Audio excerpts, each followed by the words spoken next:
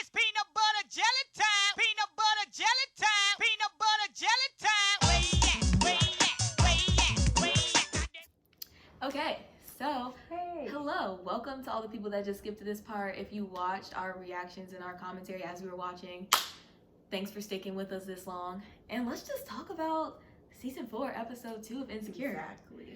Oh my goodness. I feel like so much happened in this episode, whereas episode 1 was kind of just a checkup, Yeah. letting us know where everyone was. This one is, they're starting to kind of get into some stuff, and I'm worried, y'all. I'm a little worried. I want to talk about Molly first, because Molly had a lot going on this episode. Mm-hmm. Where to even begin? In the beginning. Singing. Yes, when we're outside and she's pretending like she not listening to that phone call. She knows she was listening to that phone call. And then he comes up and he's like, oh, nothing, cake, cut to the bedroom, cut to the Insecure title. So we're already seeing How she acts like she not for certain situations and then she just folds.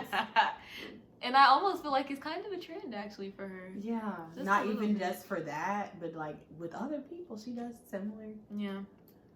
But I forgive her because clearly she liked this dude, y'all. So I forgive her because I think she liked Andrew. But then we go a little later and we see her talking with her friends and she's like, you know, this thing might have to be up because he's not giving me all the emotions, like all the backstory. Which is a problem. Which is a problem in everything that I need. And I don't personally think it's fair that Issa and all of them were like, you just looking for problems where there aren't none, this, that, and the I third. don't agree. Because while she does tend to do that, let's not pretend that's not a trait of hers, because it is.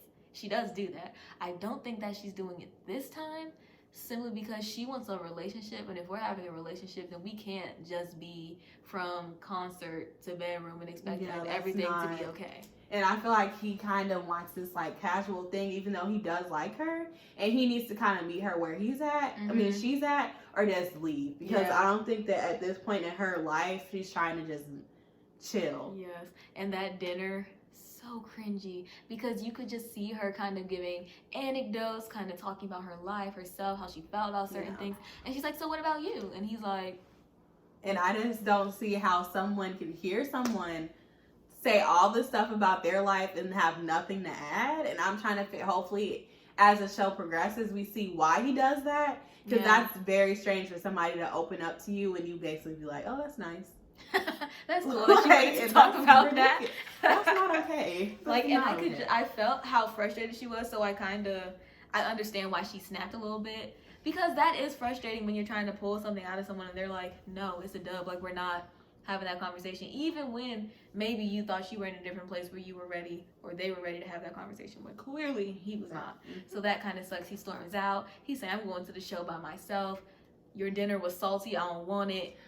It's all up. And I was like, what a fumble. And then we cut to Molly calling Issa, which we'll talk about their little rift situations happen later. And Issa couldn't answer because she was in the concert. But like, she was at the concert. She was at the concert. Would you answer a phone call at a concert? At a concert? Like, even if you in the bathroom answering the phone call, it's not going to hit the same. No one's doing that. And at least she sent her a text saying... And then if she did in fact call... Exactly. Then that would be fine. But I guess right now, I feel like Molly just in her feels. She was just in a very... Yeah, she's in her feels about some vulnerable things. moment. Yeah. So she's not going to see it that way. But then... with Andrew, and we'll end up talking about this later when it comes to Issa and Molly too, at the end when they were on their hike, when Andrew called her and was like, hey, I'm sorry that I was basically a trash can and wasn't really ready. And he wasn't a trash can, he just wasn't ready, y'all. He wasn't a trash can, I'm sorry. He was like, I'm sorry that I wasn't ready to kind of open up this part of myself. Like, it's hard for me, it's going to take me some time. Like, I hope you're cool with that. I feel like that's great, because she kind of got what she was looking for, and yet she still didn't look all that happy about it. She didn't. Like, she still didn't look like it was about to be enough when he literally... And I feel like that's the thing that Issa's saying about you search for problems in any situation, because he did apologize. He did say, no, I definitely need to do better. And she didn't feel secure in that response. And I don't understand why that is. I don't know. And I definitely get waiting to see actions over words. Like, I get that. So maybe next episode we'll see her kind of be more trusting in what he said. Yeah. But I think it was very nice that he called and was like, I took the L last night. Like, I'm sorry that it even went down like that. I'm sorry that I'm acting like this, but that's not easy for me. I'm trying to meet you on this relationship wave that you seem to be on. So I feel like he's trying, and I feel like at the end, like I feel like she's just a little hesitant to trust him. I agree. Because for some reason, she's in a very vulnerable space right now, yeah. So, let's talk about Issa and Molly, since that's just the smoothest transition since Molly we're already been talking about. I'm worried about them, y'all, because at the Halloween party, they're like, hey, I haven't seen you, and I haven't been able to, like, talk to you because I've been busy at work. Right. I've been busy with block party. You got all this done. I had no idea. Then Issa was like, wait, you slept with Asian Bae? Like, I didn't even know that. Yeah, her not being the first one to know about that is a violation.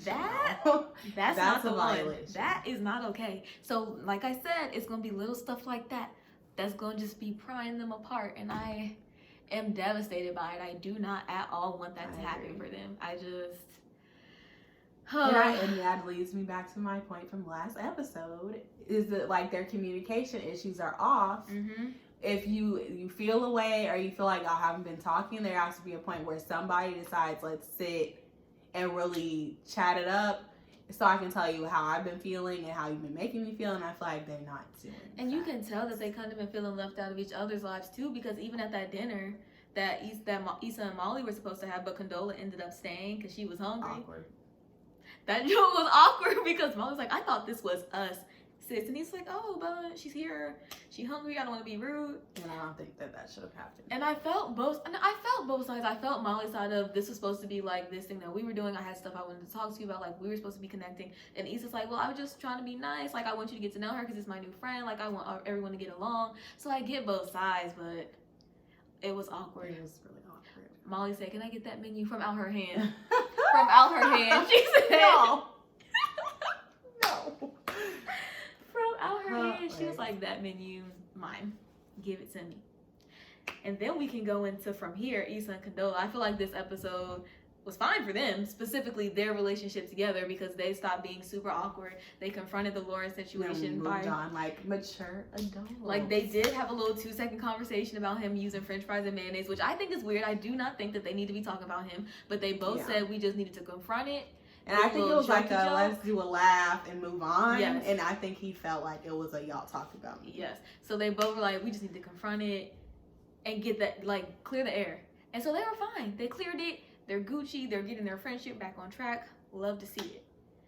But now, well, I guess we should talk about Condola and Lawrence first, because that's his actual girlfriend. Yes. He was so shook during the conversation that they had even talked about him at all. He looked like he wanted to go running away from her. Like, he was like, could you not? And I understand, like I said, I understand him not wanting them to talk about him. But him. That wasn't really it wasn't a deep conversation about him at all. At all. It was just like a ha. Yeah. What else? Let's change the subject. Like, I don't think he needs to feel some type of way about it. Like, he could say, all right, just in case y'all decided to go deeper with that later, I would prefer that you didn't. I'm uncomfortable with that. And I'm sure both of them would be like, cool. You won't come up again. It's an awkward subject for literally everyone involved. So, honestly, fret not. We will not. But of course, that's not what dear Lawrence did. Like, what you don't do is call your ex instead of talking to your current person you're talking to, because that's really inappropriate. That's what we don't do. And that's gonna cause for problems in the future, and if there aren't any, that's hilarious. Like, why? Because that's unacceptable. Why, friends? Please tell me if you have an answer. Why did he pull up to her crib to have this conversation? And that was a text or a phone call. When it could have been a text message. Or a phone conversation call if you feeling cute. Or a phone call, a talk with his actual, person he talked to. Right. I really don't think he needed to talk to Issa at all, because at the end of the day, Condola, that's his concern right now. And I don't think that we need to be blurring lines. And clearly, they haven't been speaking to each other through any type of communication since basically the second-ish season. And now you're outside her house trying to talk to her about what she can and can't say when that's not your girl no more. So Issa is an independent doing whatever she wants to do. At the end of the day, if she wants to have her name in your mouth, maybe not to Condola because that's her friend, she wouldn't disrespect her like that. But at the end of the day, like, you can't tell her what to do, how to act. You have nothing to do with her. Condola, your girlfriend, if you're like, hey, I'm not comfortable with you talking to Issa about me because I want you to get to know me through me, to not do that. Then that's up to her, and that's who you should talk to about, because y'all allegiance is to each other. So both of y'all can have that conversation, not to discuss each other with Issa, because Issa is a separate entity. She is her, doing her own thing. because now it blurred the lines. And now this is just now Issa called him on the phone to ask what she can and can't say to her, and I feel like that's too much. And like it's basically like they in a relationship, right? Because now we're conspiring. asking how you would feel about something when really at the end of the day that relationship is over. So she really doesn't 100% need to care what he's feeling about mostly anything. Really, as long as we're staying respectful, like. It is. And now Issa's lying to Condola, her new friend, and Lawrence is basically lying through omission. They both are. So now it's y'all two against her. That's not how this is supposed to be when Condola is the one Lawrence is in a relationship with. Basically. That's an L. And I cannot wait for that to unravel because that's an L. And you can't tell me that that's not going to be an L. Yeah. But that was the episode. Oh, wait. We forgot something. Was it? TSA Bay is gone. yeah, that was a mess.